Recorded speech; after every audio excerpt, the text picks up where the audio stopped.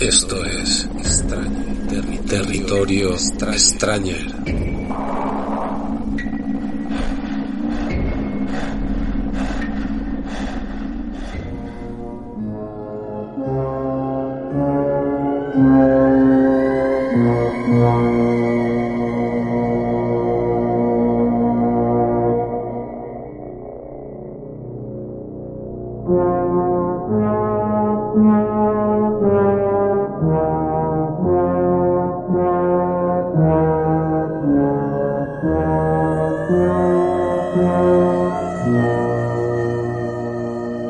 La suite de los suicidas.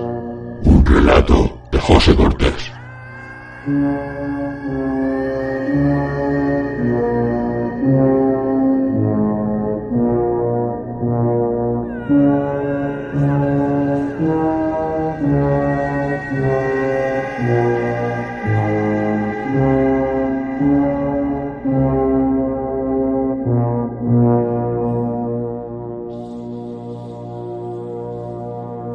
Comprendo la hilaridad de la mayoría de la gente cuando surge en una conversación algún fantasma, alguna vivencia sobrenatural, algo que no se pueda explicar.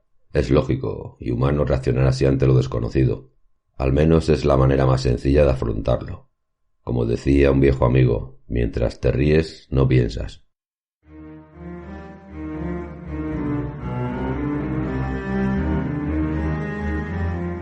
La circunferencia del planeta, la gravedad, el sistema solar, la influencia de la luna en las mareas, los pulpos gigantes, las máquinas voladoras, la energía eléctrica, tantas y tantas cosas fueron acogidas con carcajadas, ridiculizadas como meros sueños ignorantes, y ahora vivimos con ello y lo admiramos.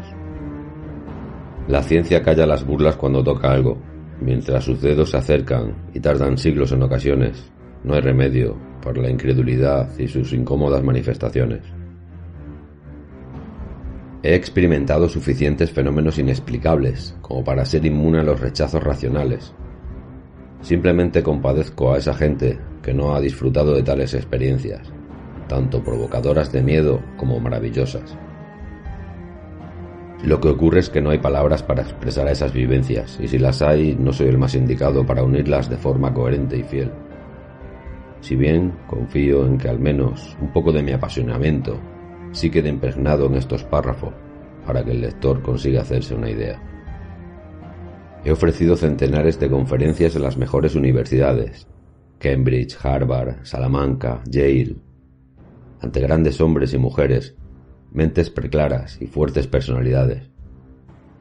Y puedo decir sin miedo a equivocarme que la estrella de la función siempre ha sido mi estancia en la habitación 616 del Hotel Blackbridge de Bangor, Maine.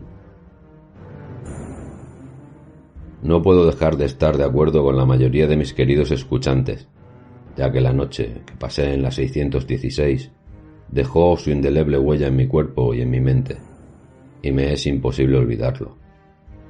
En otras conferencias leí la transcripción de mis propias palabras firmada por Gregory House, insigne doctor y amigo personal, el cual me atendió a la salida de la habitación, grabó el afectado relato de mi experiencia y construyó la narración final con ayuda de los implicados. Utilizo su transcripción porque no sería justo confiar en mis propios recuerdos después de una noche tan traumática, tan lejana ya, y a su vez confío totalmente en la profesionalidad y objetividad de mi estimado Gregory. Procedo pues a transcribir la transcripción, si me permiten la broma. El profesor se presenta en la recepción del Blackbridge pasados 6 minutos de las 9 de la noche del 6 de diciembre de 1973. El recepcionista le reconoce y tras intercambiar saludos le proporciona la llave de la habitación 616, apartada ya a la espera de su llegada.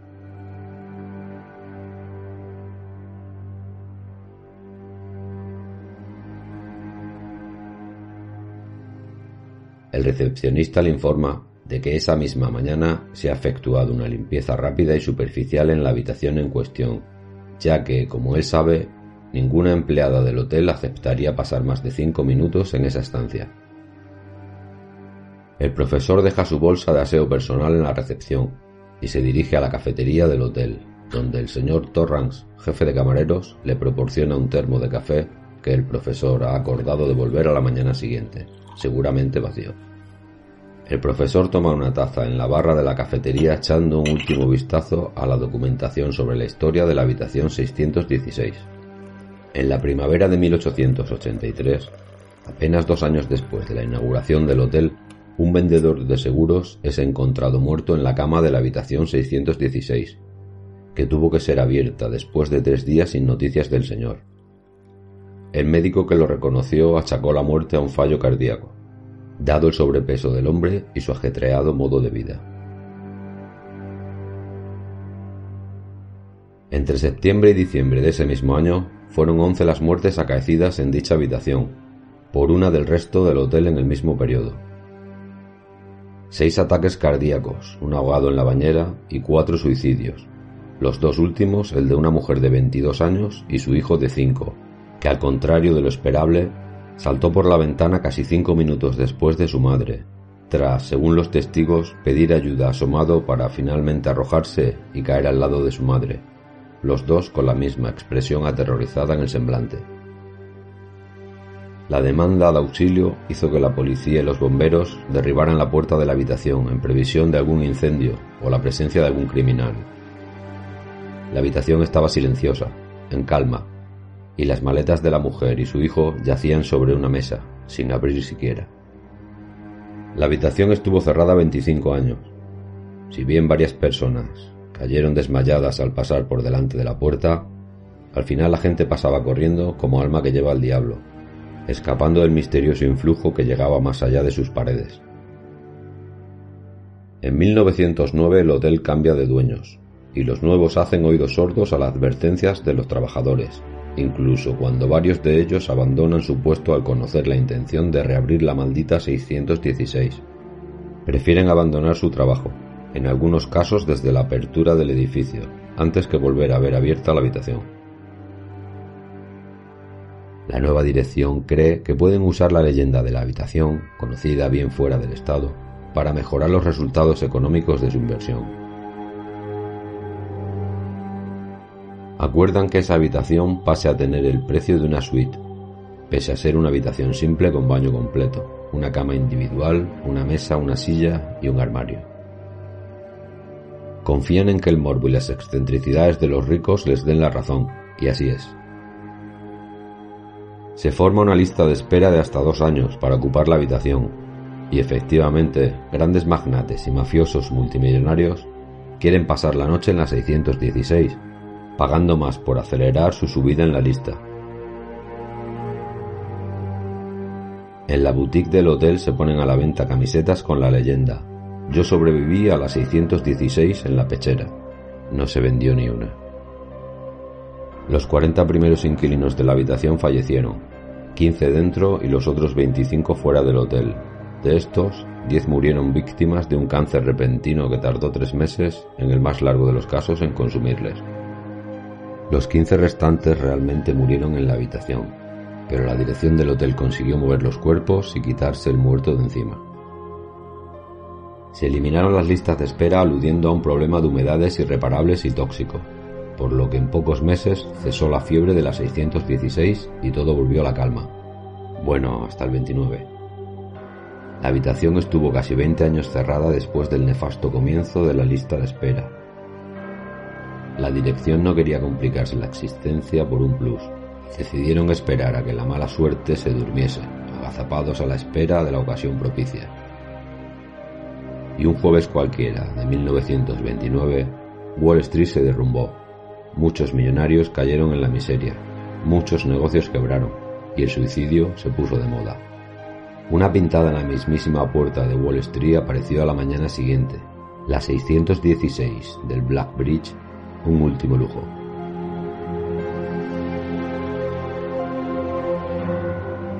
Se desconoce quién lo escribió, pero realmente fue una campaña publicitaria magistral, en el momento y en el lugar adecuados, con una clientela preparada. Fue una campaña que transformó la 616 en la suite de los suicidas, desde ese 1929, y así seguía siendo en diciembre de 1973. El profesor consiguió el permiso del director del hotel, el señor Gaun, quien negó hasta la extenuación el negocio subterráneo de la 616 como última estación para los suicidas con medios. Achacaba esa historia a los medios sensacionalistas de los 30 y a la tendencia norteamericana a fabricar monumentos a la tradición con un simple pedrusco. El señor Gaunt se reconoció lector de los trabajos del profesor.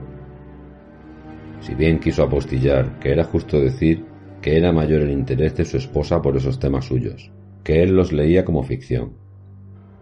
Sea gracias a su esposa o a él, el caso es que el profesor obtuvo permiso para pasar la noche del 22 al 23 de diciembre de forma gratuita, a cambio simplemente de una discreción absoluta hasta la publicación del trabajo resultante, en el que se subrayaría el trato profesional y encomiable del personal del hotel, empezando por el señor Gaunt. El profesor quería pasar la madrugada en la 616 porque siempre había defendido que todo era una campaña publicitaria iniciada a raíz de la muerte del vendedor de seguros en 1883. Desde entonces, los sucesivos propietarios del negocio alimentaron la hoguera, echando sus propios troncos, pues un fantasma puede hacer mucho por un hotel. De ahí que todo hotel de alto standing tiene su propio fantasma, como signo de distinción.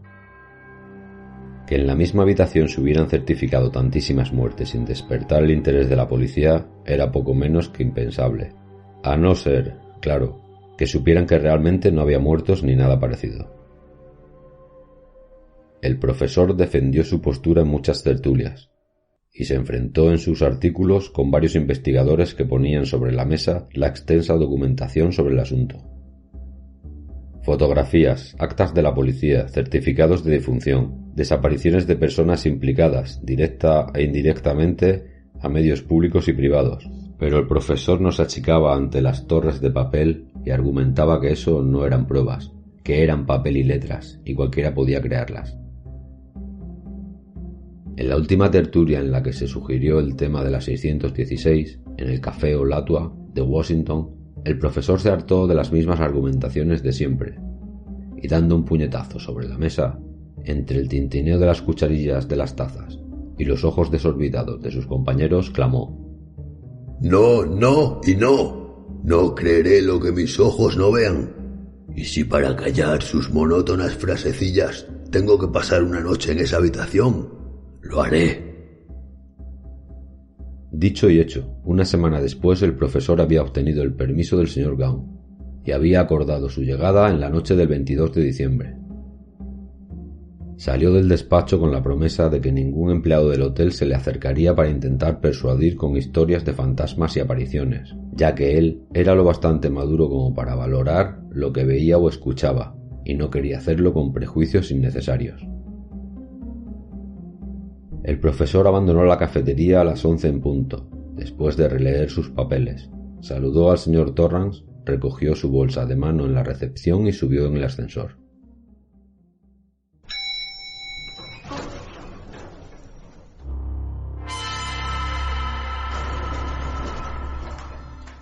El ascensorista era un chico joven, lo que le tranquilizó, ya que si le hubiera tocado a alguno de los veteranos, podría haberle intentado convencer en el último momento de que lo que estaba a punto de hacer era una verdadera locura.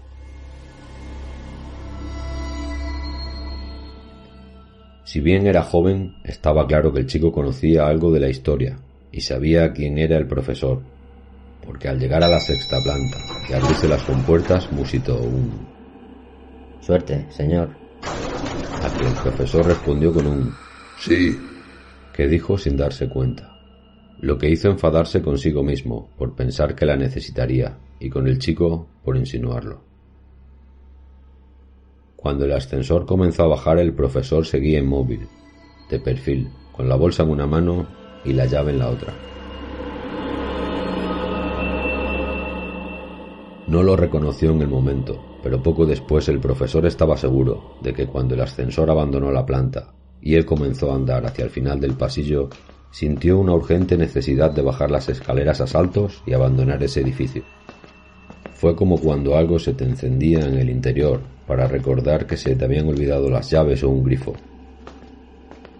Una certeza tan sobrenatural como segura.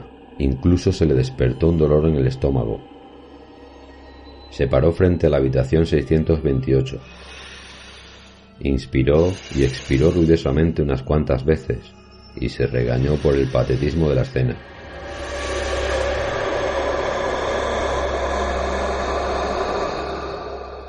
El malestar decreció en intensidad, pero quedó ahí, como un murmullo de algo peligroso, pero lejano. El profesor lo achacó al café que había tomado y a la estúpida lectura que lo había acompañado. Miró el reloj y se detuvo frente a la puerta, una puerta normal, como las demás que interrumpían las paredes del pasillo, de madera oscura, una mirilla enmarcada en un anillo plateado y una plaquita también plateada justo encima. 616. O como decía el teatral profesor del oso, 6 y 1 y 6, 13. Como si eso significara algo, ya que en esa misma planta las 634 y las 627, entre otras, sumaban 13 y no pasaba nada anormal.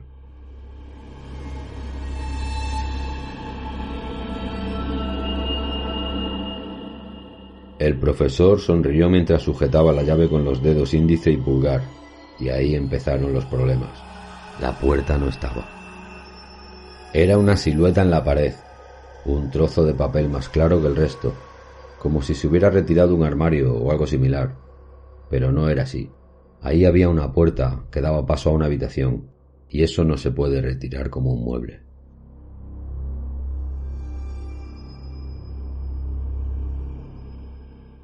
El profesor dio 3 pasos hacia atrás, miró hacia la izquierda, al fondo del pasillo, donde estaba el ascensor, con un botón que le haría subir para poder salir de ahí. Estiró la mano para tocar el papel limpio y tocó la madera. La puerta estaba en su sitio. Y siempre había estado ahí, obviamente. Por mucho que un atontado se hubiera dejado impresionar por los documentos que había leído, por mucho miedo que tuviera, la puerta estaba donde se puso en 1880. Y si una simple alucinación le hacía abandonar, realmente era un cobarde bravucón. No dejó de tocar la puerta mientras introducía la llave en la cerradura. Y entonces escuchó un gemido sensual femenino y decididamente estimulante justo al llegar al fondo de la cerradura. Y había salido de la misma cerradura.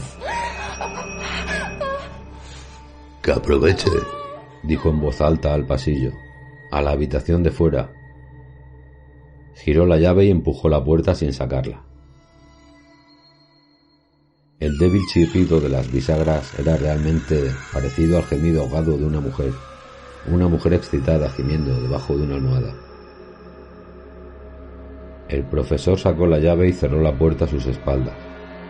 Ahí la tenía, la vieja 616, toda para él.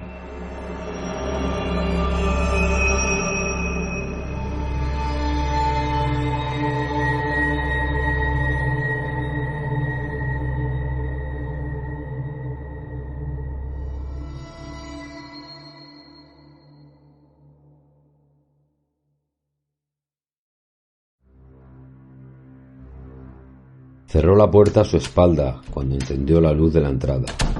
No tenía nada que ver con la habitación. Solía hacerlo siempre.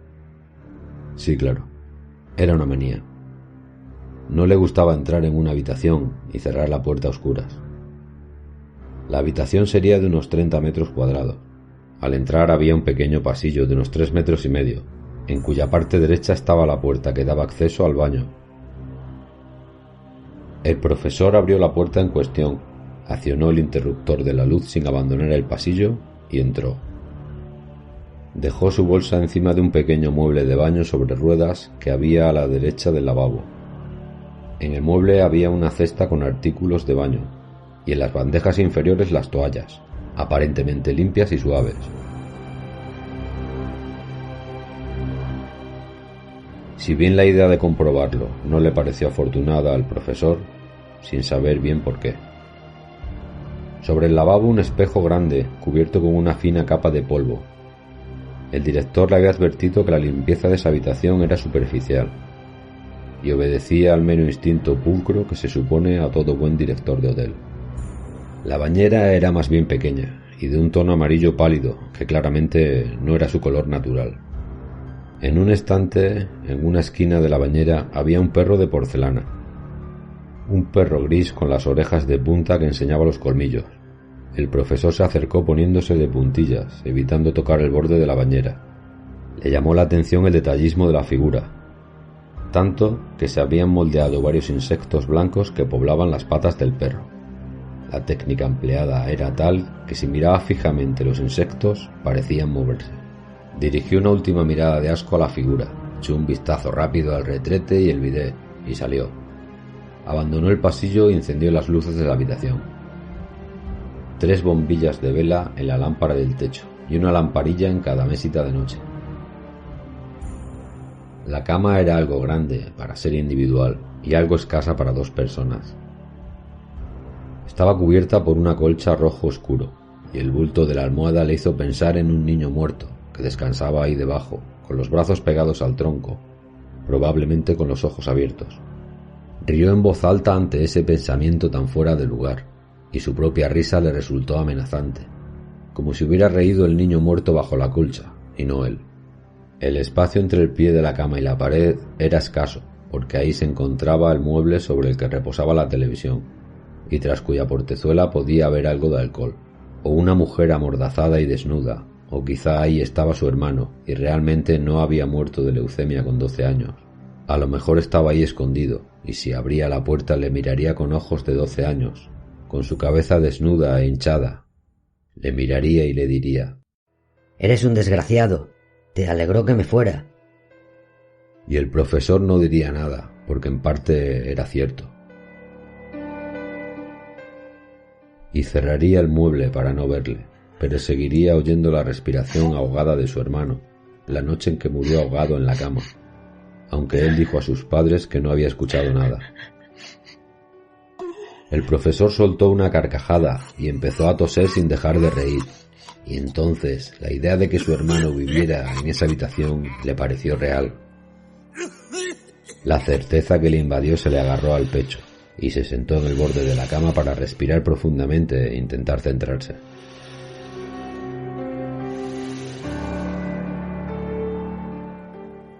Un hombre con su preparación, con su reconocimiento, no podría comportarse así.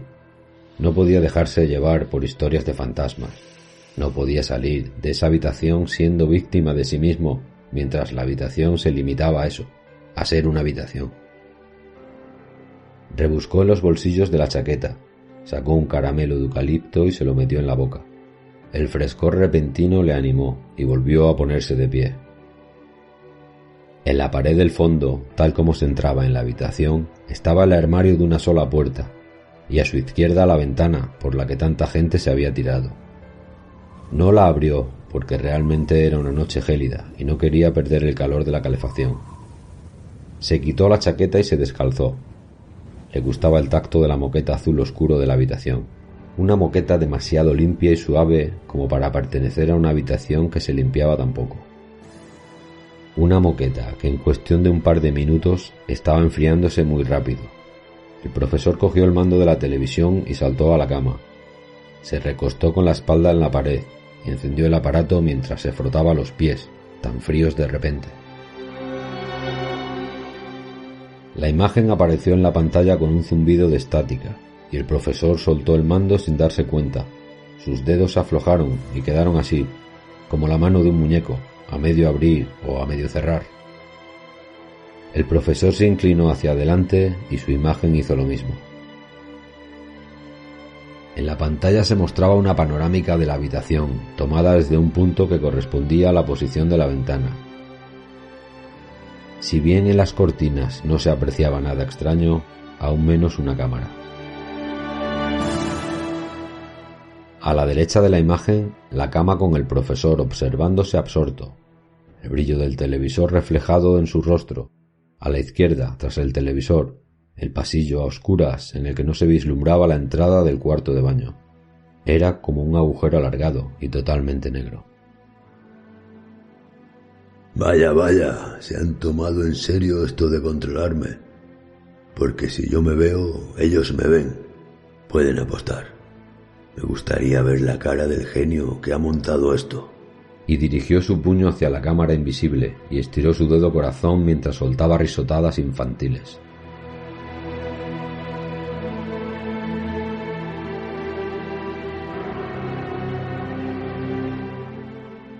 Obvio es que el profesor ignoraba que no había cámara. No había mando. Es más, donde él veía la televisión había una vieja radio de válvulas que probablemente no funcionaba. La dirección del hotel no quería gastar dinero en un televisor para una habitación que no se usaba. No era rentable.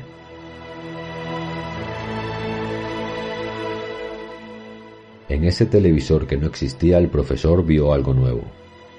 El pasillo ya no era un agujero negro.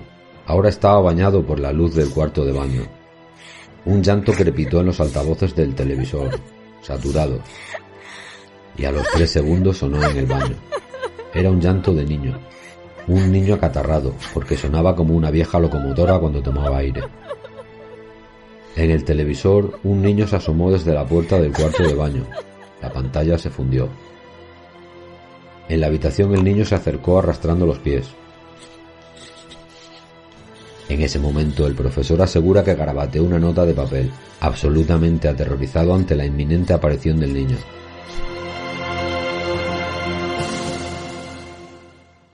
Sintió con frialdad la evidencia de que iba a morir y tanteó en la mesita de noche, en la que había visto una libreta de notas y una pluma, ambas con el escudo del Blackbridge.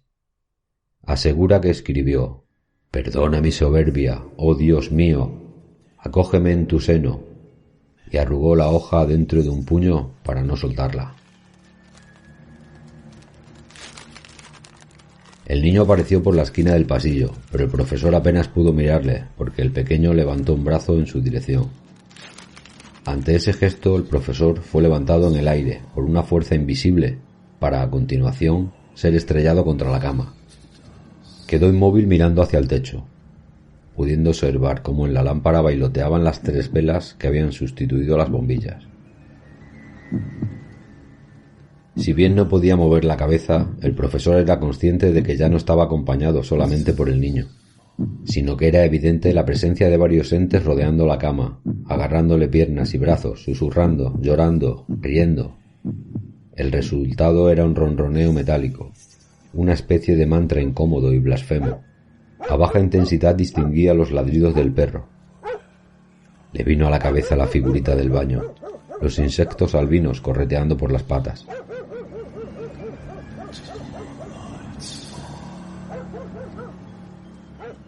Una mano áspera le abofeteó el lado izquierdo de la cara y quedó mirando hacia la ventana, que se abrió dejando entrar el aire gélido del exterior. Unos dedos aparecieron en el marco inferior de la ventana y tras ellos unas manos, un brazo y finalmente un hombre que entró en la habitación resollando y sin dejar de mirar al profesor con sus ojos en blanco. Era el vendedor de seguros, la primera víctima de la habitación, y las carnes caídas y ondeantes eran el recuerdo de su exceso de peso.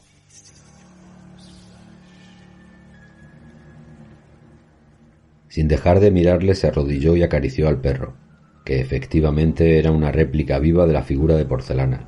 El perro arrancó un colgajo de piel del cuello del hombre, que no dejó de acariciarle. Entraron al menos una veintena de personas más por la ventana, todos clavando su mirada en el profesor, desde que aparecían al otro lado, todos arrodillándose un momento a acariciar al perro. El profesor comenzó a gritar cuando sintió los colmillos del perro en su muslo derecho, primero rascando y luego hundiéndose. Los gritos eran interrumpidos por los bofetones propinados por diferentes manos, distintas en tamaños y texturas, mas todas poseedoras de una fuerza sobrehumana. A cada golpe el cuello del profesor estallaba como una cuerda de violín desgarrada. Sentía como el perro desgarraba carne, músculos y tendones en sus piernas, pero el dolor era lejano. Ante todo sentía los tirones, la sensación de sus propias piernas como seres inertes.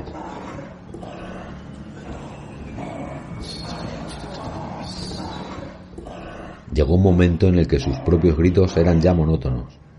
Se sentía como un niño que no dejaba de llorar, aunque ya se haya olvidado del porqué de su llanto. Cuando miró a su izquierda y vio a su hermano jadeando sobre su cara, despertó de esa monotonía, sumergiéndose de golpe en el dolor lacerante de sus piernas desgarradas. Se tiró de la cama y comenzó a restar hacia la puerta, ayudado de las pocas fuerzas que quedaban en sus brazos. Pudo ver de refilón cómo el perro mordisqueaba sus piernas bajo la ventana. Su hermano le seguía jadeando y escupiéndole, caminando lentamente, con la tranquilidad del cazador tras la presa agonizante. Por mucho que quiso erguirse sobre sus muñones, el profesor no alcanzó la manilla de la puerta. No dejó de golpear con los puños mientras veía acercarse al fantasma de su hermano. Podía oler el odio de su hermano muerto. La idea de lo que iba a hacerle dejaba el dolor de sus muslos como algo ajeno, el lamento de un compañero de celda. Su hermano se agachó y sonriendo le dijo: Profesor, profesor. ¡Oh, mierda!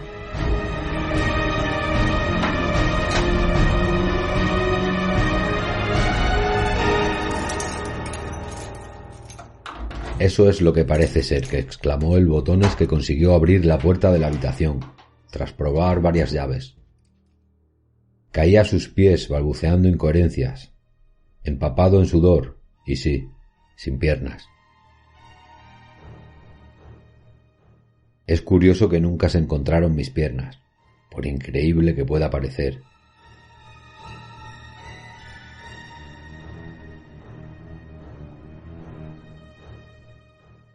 Si bien el perro de porcelana desde aquella noche tuvo varios adornos más, unas manchas rojas en el hocico.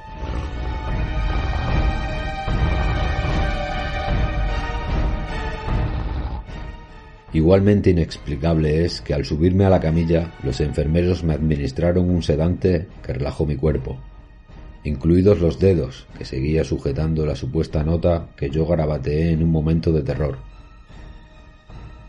La nota en cuestión resultó ser un certificado original de defunción de mi hermano, y en el dorso una letra parecida a la mía. Se puede leer: jadeo, jadeo, hermano, siempre jadearé. ¿Cómo llegó ese documento a mi puño? Sigue siendo un misterio. Realmente no soy capaz de recordar nada desde el momento en que cerré la puerta de la habitación a mis espaldas hasta que el Botones me arrastró fuera, profiriendo gritos a diestro y siniestro. Después de ese recuerdo caí en la inconsciencia y solamente recuerdo fugaces despertares en los meses siguientes. Estuve ingresado 10 meses en los que me fui recuperando de varias roturas, contusiones y demás lesiones. El Dr. House apuntó pacientemente mis relatos afiebrados y, junto con lo que pudo averiguar en el hotel, confeccionó el escrito que les he mostrado y que suelo usar cuando así se me solicita. Muchas personas no entienden cómo puedo contar una y otra vez lo que ocurrió aquella noche, y mi respuesta es siempre la misma.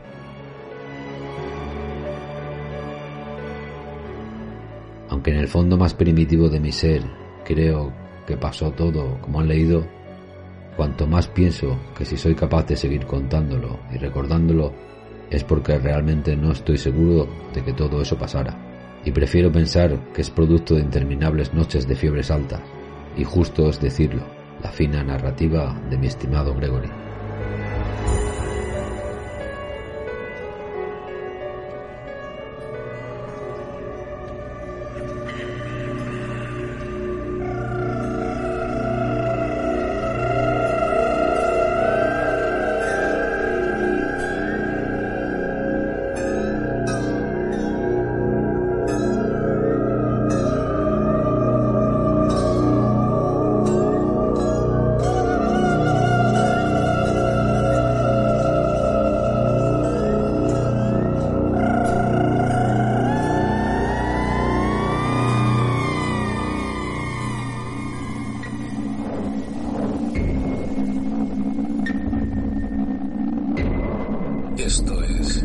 Esto es Territorio Stranger.